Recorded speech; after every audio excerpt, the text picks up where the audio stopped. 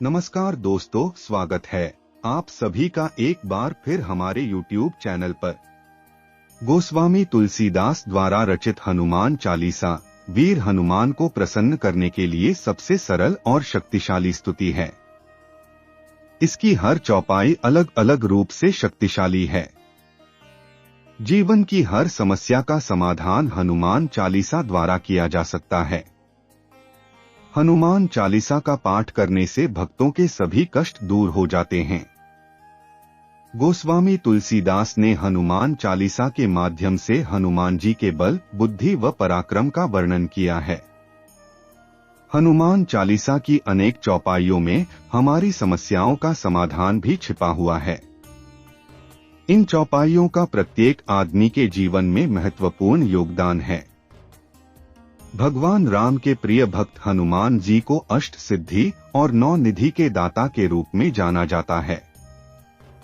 हनुमान चालीसा की एक चौपाई भी है, अष्ट सिद्धि नव निधि के दाता, असवर दीन जानकी माता।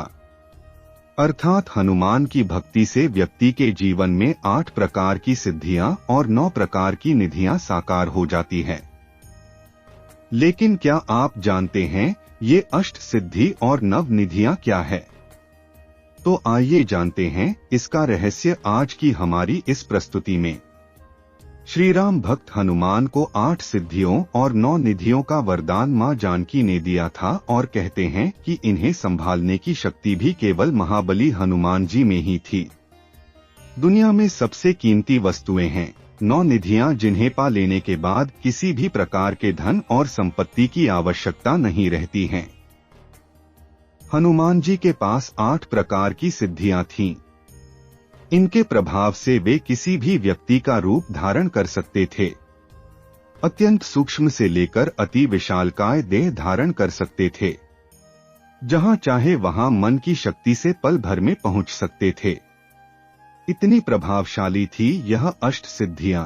हनुमान चालीसा के अतिरिक्त मार्कंडेय पुराण और ब्रह्मवैवर्त पुराण में भी अष्ट सिद्धियों का उल्लेख किया गया है। आइए जानते हैं कौन सी हैं वो अष्ट सिद्धियां। पहले नंबर पर है अणिमा। इस सिद्धि के बल पर हनुमान जी कभी भी अति सूक्ष्म रूप धारण कर सकते हैं। दूसरे नंबर पर है महिमा। इस सिद्धि के बल पर हनुमान ने कई बार विशाल रूप धारण किया है। तीसरे नंबर पर है गरिमा। इस सिद्धि की मदद से हनुमान जी स्वयं का भार किसी विशाल पर्वत के समान कर सकते हैं। चौथे नंबर पर है लघिमा। इस सिद्धि से हनुमान जी स्वयं का भार बिल्कुल हल्का कर सकते हैं और पल भर में वे कहीं भी आ जा सकते हैं। पांचवें नंबर पर है प्राप्ति। इस सिद्धि की मदद से हनुमान जी किसी भी वस्तु को तुरंत ही प्राप्त कर लेते हैं। पशु पक्षियों की भाषा को समझ लेते हैं, आने वाले समय को देख सकते हैं। छठवें नंबर पर है प्राकाम्य। इसी सिद्धि की मदद से हनुमान जी पृथ्वी गहराइयों में पाताल तक जा सकते हैं, आकाश में उड़ सकते हैं और मनचाहे समय तक पानी में भी जीवित रह सकते हैं। सातवें नंबर पर है ईशित्व। इस सिद्धि की मदद से हनुमान जी को दैवीय शक्तियां प्राप्त हुई हैं। आठवें नंबर पर है वशित्व। इस सिद्धि के प्रभाव से हनुमान जी जितेंद्रिय हैं और मन पर नियंत्रण रखते हैं। यह थी हनुमान जी की अष्ट निधियां। आइए अब जानते हैं नव निधियां।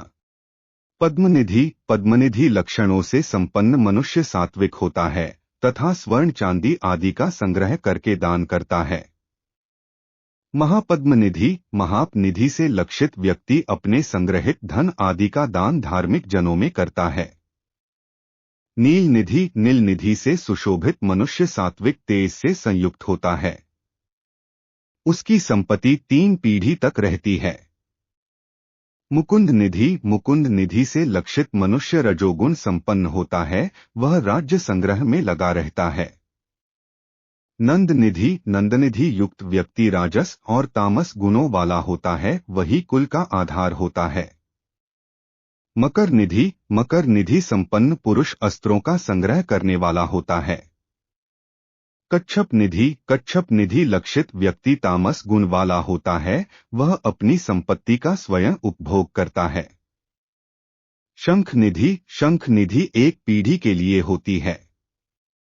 खर्व निधि वाले व्यक्ति के स्वभाव में मिश्रित फल दिखाई देते हैं।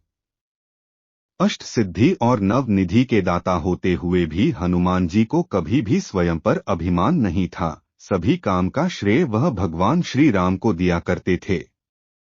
हमें भी हमारे जीवन में हनुमान जी की इस बात को ग्रहण करना चाहिए। आशा करता हूँ आज की यह प्रस्तुति आपको अच्छी लगी होगी। अगर हमसे कोई त्रुटि रह गई हो तो कृपया हमें क्षमा करें। धन्यवाद।